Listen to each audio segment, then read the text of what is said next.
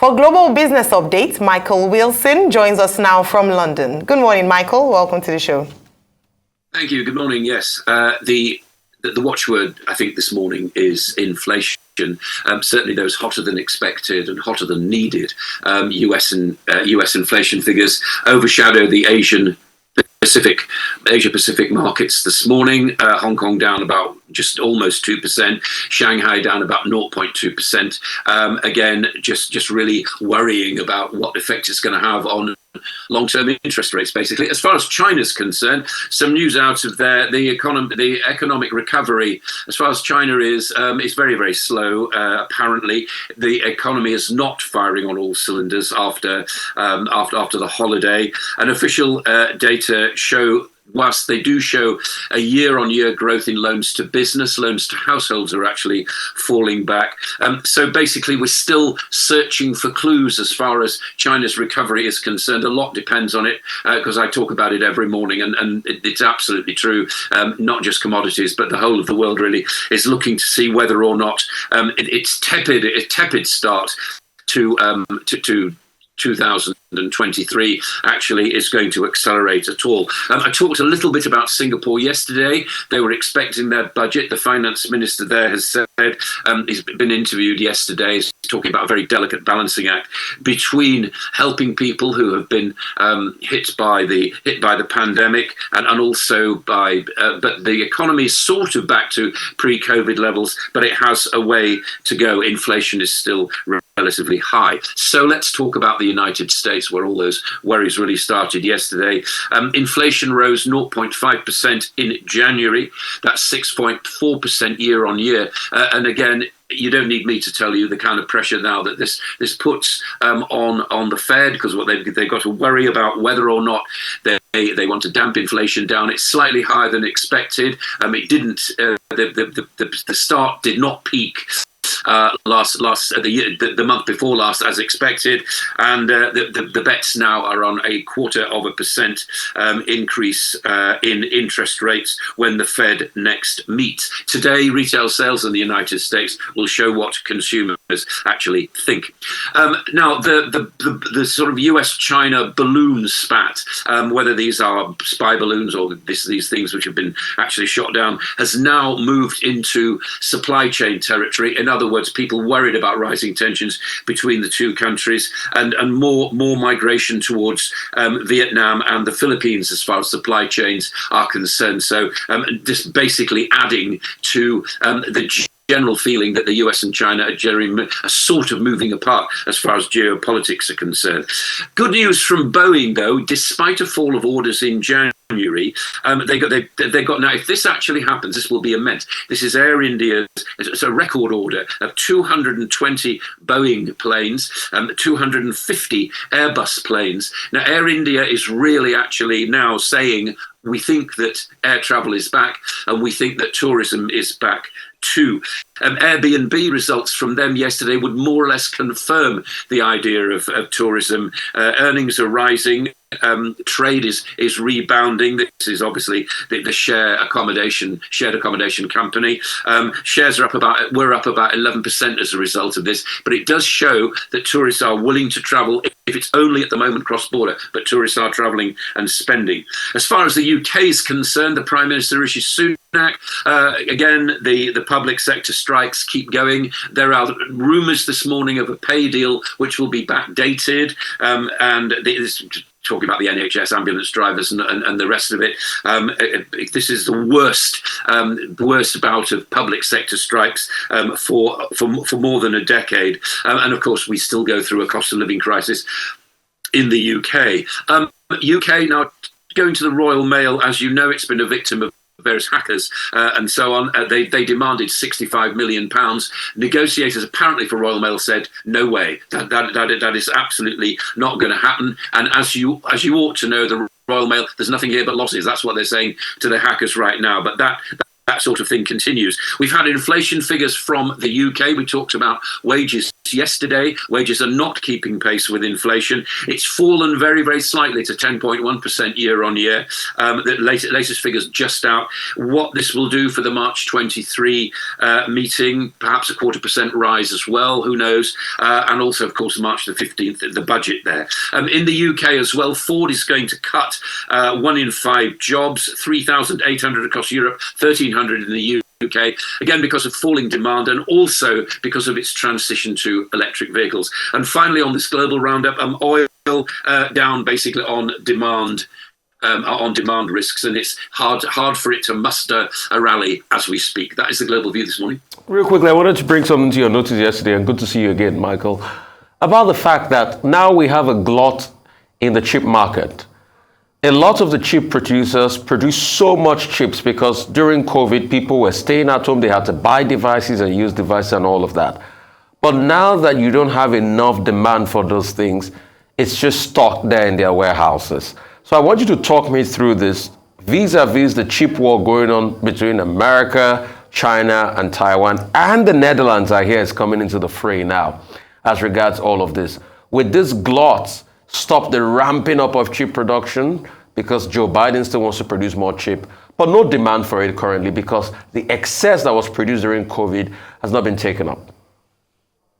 I'm with you on the doubt about this. I mean, it is difficult to define, isn't it, when there appears to be a glut, and yet, as I was saying, the supply chain atmosphere between US and China appears to be drying up very, very slightly, and people who want chips moving away from China and looking towards the Philippines and Vietnam. It's very, very difficult to say. I think the only sense to be said about it right now is the fact that those chips are not necessarily where you want them. I think that's. I mean, I follow what you're saying about the mystery of it, Rafai. But the problem is, I don't think anybody knows. I just feel as though there is a problem with supply chains. There is disruption, and if you haven't got those chips where you want them, then there will be a shortage at the end of the supply chain. I think that's where we are right now. It's very complicated, though.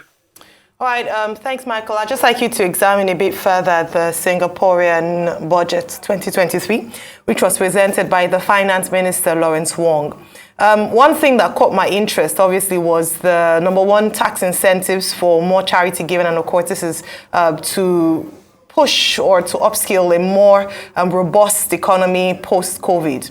Also, interestingly, the paternity days, number of grants, or the compensation for fathers who would like to take 4 weeks postpartum after the birth of a child, for 2 weeks extra added. How has that, or how does that impact on productivity in the workplace? And of course, the tech responses, a few human resources updates there in terms of the budget.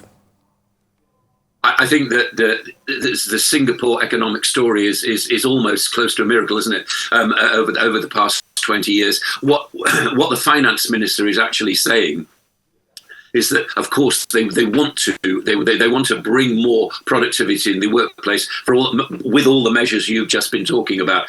But I think also there is this big feeling about fiscal rectitude as well, and that's what the delicate balancing act has got to be. I think though Singapore is far ahead of most nations as far as productivity is concerned, and what you've been describing can only help. But I like it when finance ministers talk about how difficult their job is, because there is no point in glossing over how difficult it is to start an economy which apparently, as I was saying earlier, is at pre-COVID levels now, which is not bad, is it?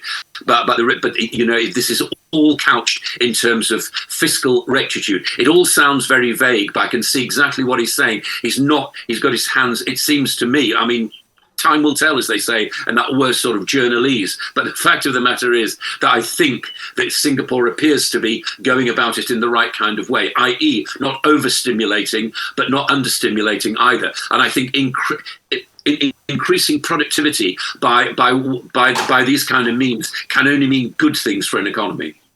Well, quickly, Michael, two things. Would the Federal Reserve cut interest rates, given the stubbornly high inflation that has been reported? And will it do this, considering the very robust, very positive job figures reported in January? And whatever decision it takes, what are the odds? Now, second, you talked about supply chain diversification, which many of the manufacturers are now talking about, taking advantage of new places in India, in Vietnam, as you mentioned, and also in North America, under the new NAFTA code. But the issue is, can China really be ignored?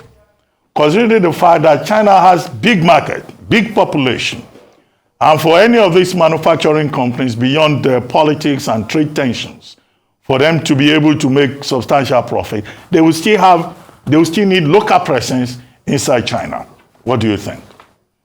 What I think is that China is not the edifice that most people think it is. I think it's got its own problems. I was saying earlier in my report that it is not the economy is certainly not firing on all cylinders yet. We don't know the exact damage that the COVID lockdowns have actually achieved. And I think that the thing about trade is, and we've talked about this, it seems now for months, doesn't it? That what happens is nothing happens overnight, So the United States, as it is doing, can posture and say, look, we're going to onshore a lot of these, or reshore, as they put it now, a lot of these activities, or move them away from away from China rather, towards India and Vietnam and Philippines and all the rest of it. Again, and this is how supply chains are working right now. This is how manufacturing is working right now. It's very, very difficult to just put a stop, as it were, on trade, because it won't happen. China needs the rest of the world as much as we need China. And I think whilst it's trying to restructure itself, and there are all sorts of problems which we've noted in the past as well. I mean, we haven't heard about the property sector for some time. We know that loans have been increasing towards business, but they have not been increasing towards consumers. So I think what you're seeing there is a very mixed picture. And I think the trade negotiations, such as they are, the tit for tat and all the rest of it, it proceeds very, very slowly indeed. I don't think it's possible to put a measuring tape over what's going on right now. I feel as though, let's put it like this. I don't think that China is simply is either a spent force or a coming force. It's something which is reassessing itself, given the big COVID lockdowns and the effect it had on their own manufacturing. So, I mean, you cannot disregard it, but I suspect, and I can only more wonder about this, I think it'll be a different shape China that we need to deal with. Well, I asked you whether the Fed will cut interest rates. I think the Fed will. I mean, the noises are from the Fed and also the members of that committee. The noises this morning are, the fact is we don't think that inflation is peaked. We're still worried about it, but we are still being very, very careful indeed. What I sort of think, and the noises are coming out of the Fed, is they're still relatively hawkish, which means no reduction in interest rates, certainly. Well, thank you very much, Michael. Thank you very much indeed. Now, for business updates across the African continent, Rotus Udiri joins us. Good morning, Rotus. Good morning, Doctor. Good morning, Rufai. Good morning, Ayo. Good morning to all our viewers. So the central bank put out just some clarifications on depositing old notes. Remember, that's extended to the 17th.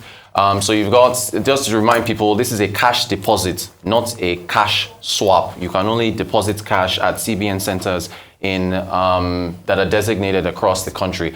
Third-party deposits are not allowed. You can't do it on behalf of somebody else. It's only for you and you alone. You have to complete an online form and get a reference number from the CBN portal in order to do so. This cash deposit window is up from today until the 17th, and it's from 9 a.m. to 2 p.m. There are requirements as far as what's going to be required for that. You have to get the reference code that's been completed from the online form that's on the CBN portal. You have to have an active bank account. You have to have your BVN, your bank verification number, and a valid federal government issued ID. I am, like everybody else, waiting to see what happens with the Supreme Courts because the CBN is guided by the CBN Act. And if the Supreme Court is going to dictate to the central bank what it does on currency, then it might as well just dictate what the MPC decides at the Monetary Policy Committee. So if the Monetary Policy Committee decides to raise rates by 100 basis points, maybe take it to Supreme Court. Supreme Court. Stop the Supreme Court and Cut the rates and reduce the rate. Yes. Look, hey, I don't like lending rates in Nigeria. We want to borrow money. Look at the standard lending facility. Rates are 30%. Supreme Court, can you bring the lending rates down to 9%? Yeah, exactly. Single digits. Supreme Court. Can the Supreme Ways and Means? Yeah, Supreme Court rule on Ways and Means as well. Can the Supreme Court determine the exchange rate? Can you bring the exchange rate to $1 to $1? So this will be very, very interesting to see where the jurisdiction of the Supreme Court lies with monetary economics on issues of currency and so on. Can't wait to see what happens. The Manufacturing CEO's Confidence Index from the Manufacturers Association of Nigeria for Q4 2022, the threshold is 50 points. It's kind of like the PMI, the Purchasing Managers Index. Anything above 50 is expansion, anything below 50 is contraction. But this is with confidence for CEOs in the manufacturing sector. So there was a dip from 55.4 to 54. Essentially, manufacturers, they are facing a whole number of issues. Right? Look, yesterday was Valentine's Day. Our cards, we look at paper mills, we import our cards. Kenya and Ethiopia lead Africa in terms of exporting flowers. They make a lot of money on Val's Day. We're not able to do that. So agriculture is a bit there, manufacturing, they've got a lot of issues with respect to that. Speaking of manufacturing, I think Michael Wilson already touched on that UK Airbus India deal, right? The UK put this graphic out with respect to Airbus Rolls-Royce deal as part of this Air India order. It is massive. I mean, while we're talking about manufacturing, they have manufacturing hubs for plane parts in parts of the UK. So Rishi Sunak himself put out a statement. What's her name? Kemi Badenoch, with her new position, put out. I mean, if you think about the lessons to learn with what's been going on with Air Nigeria and so on, Air India, they are not playing. I mean, massive deals. So you've got Boeing that's involved, the other plane, the US is there. Biden got on the phone with Modi. You got Airbus, what's his name? Macron was involved there. Then you've got this deal with the UK, and jobs are being created along the way. So, you know, it's no noise making, no nothing. They've just moved forward and announced it. And it is massive. While we're talking about manufacturing, what it's done for the hubs as far as manufacturing of plane parts in the US, Europe, UK, and so on with this deal from Air India. Since we're talking about flying, President Buhari, inflation. I have to touch on inflation. We're expecting inflation figures later today. I think it eased to 21.34 in December, so we're expecting January numbers. I think with the fuel scarcity and how it's impacted prices, I'm expecting inflation to continue to be elevated. So I don't think we'll see a dip. I think we might actually see an increase because January was really, really tough. But we'll see what the numbers pull out there. Then President Buhari was on the phone with the president of the UAE. I think he lost his mother-in-law, so the president was, a condolence call. That's Sheikh Mohammed bin Zayed Al Nahyan, and he also appealed to him to remove the blanket ban on Nigerians, talking about the relations between both countries. So, I mean, Garbashir put out that point there. I don't know what the decision is going to be. But just to show you, I saw something on TikTok. You guys need to take a listen to this about how Nigeria, what they say was served breakfast with regards to visa restrictions in 2022. Take a look. We don't cast, last, now everybody go to breakfast.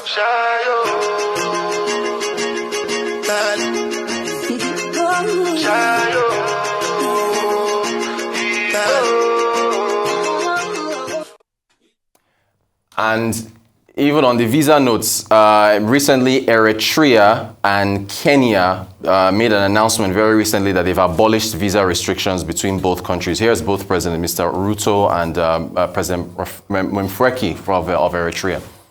Facilitate growth in trade and connectivity between our people and our business. We have agreed to abolish the requirement of visa permanently, effective today.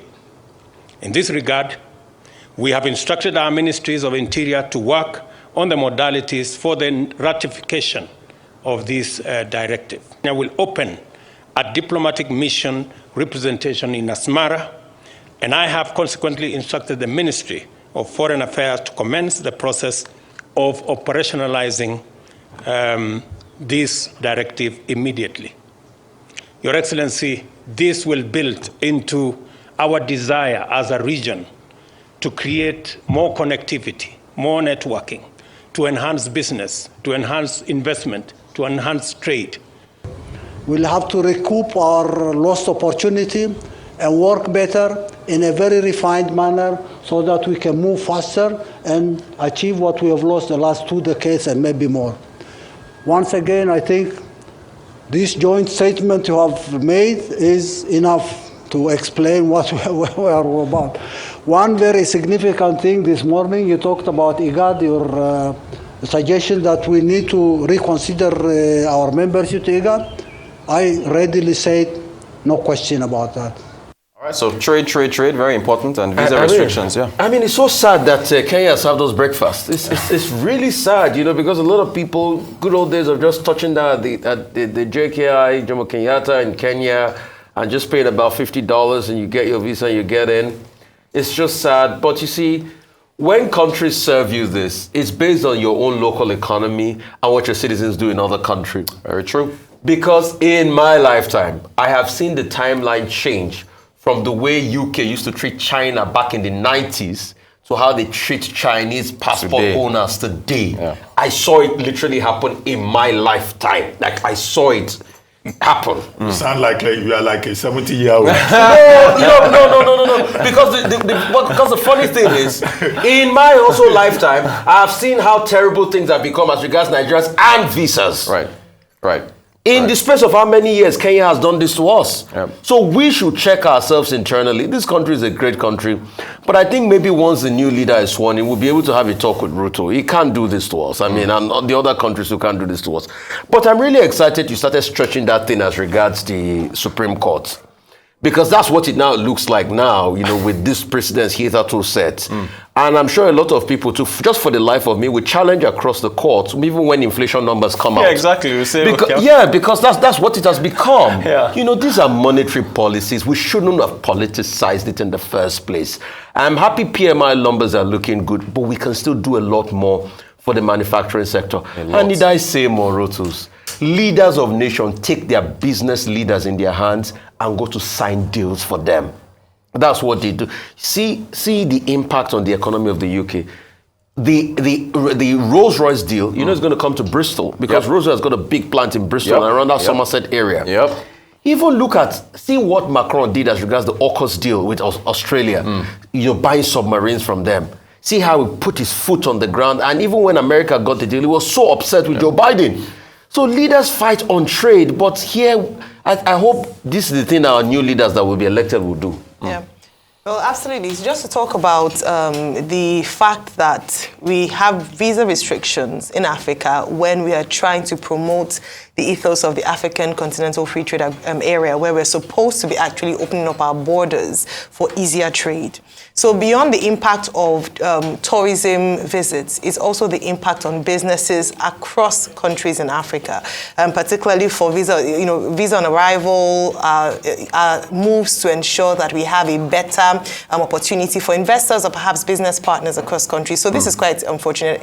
I'm glad that the president is speaking to the UAE. This has gone on for a bit longer. I know that in part of the conversations, I didn't think as well. I found it quite odd that I was calling him to commiserate with him on his mother-in-law's death. So I can see perhaps there was a bigger reason for this call. Yeah. And in that call is also to the fact that he promised in terms of the repatriation of funds, which had been a key issue for Emirates, for Emirates, for this ban. So that's important that he's addressing this. I hope that there will be a conclusion to this matter favorably in the very near future. But real quick, he's talking about repatriation of funds for FX for Emirates. He's the Minister of Petroleum, right? And he has overseen oil theft that has reduced our foreign exchange that we're able to earn, which if there wasn't oil theft in place, you would have the foreign exchange to give to Emirates so that Emirates wouldn't, so it all comes around. Talk about consular relations. Consular relations is an important part of diplomatic relations. And every country, as a sovereign, has a right to make its own decisions, to choose its own friends, and to take decisions. And the basic principle that guides diplomatic and consular relations is the Vienna Convention on the matter, which provides the rules. So even while countries can make their own choices, they are also governed by the principle of reciprocity and civility and the rules as set out in the convention. That's number one. Number two, with regard to Kenya and Eritrea, now say, oh, you know, we want to promote trade, we want to promote diplomatic relations. It's very important. Kenya and Eritrea are both members of a group, a trading bloc called IGAD. Yeah. But in 2011, when you had that attack in Kenya, that terrorist attack, the Kenyan authorities accused Eritrea of sponsoring Al-Shabaab terrorists to come and use Kenya as a theater of war. But since then, relations have improved between both countries, particularly also due to the efforts of Afewaki, you know, to try to improve relations with the Kenyan authorities. And we see President Ruto and President Afewaki coming together. That's number one. Number two, as for Nigeria and UAE, there are issues that need to be addressed. Emirates, you know, not coming to Nigeria is because the issues they raise about Forex have not been resolved, and they are not alone in this regard. There's also the issue of the interest of the airline operators of Nigeria, which is part of the conversation. But the best that President Buhari can do is to say that he will look into these issues, right? But it doesn't mean it's automatic. It's just diplomatic talk. As for the Supreme Court, don't let us trivialize the issues. The Supreme Court is not, you know, your regular court. It's a common law court. It's a policy court. It's not necessarily a court of equity. It's just that in law, there's usually that confusion, you know, between policy and equity. And it's not only in the Nigerian jurisdiction that you have that kind of problem. The issue we have now with this is that people talk about Supreme Court, even when they don't understand the issues. Now, the issues for determination that are in the front burner will include, for example, should the CBN have been joined? Two, is the CBN actually independent under Section 2B and the other relevant sections, Section 4, Section 6, Section 19 of the CBN Act? So these will be issues that the court will determine when the matter goes again before it today. So it's not for us to prejudge the court. It's not for us, you know, to insult their lordships, even when we don't know the details. Most of the people who comment on it have not even read the details. But it's okay. What do you think the outcome will be? No, I can't prejudge. I can't prejudge the court. I got you. That will be contentious. Thank you so much. Thank you very much.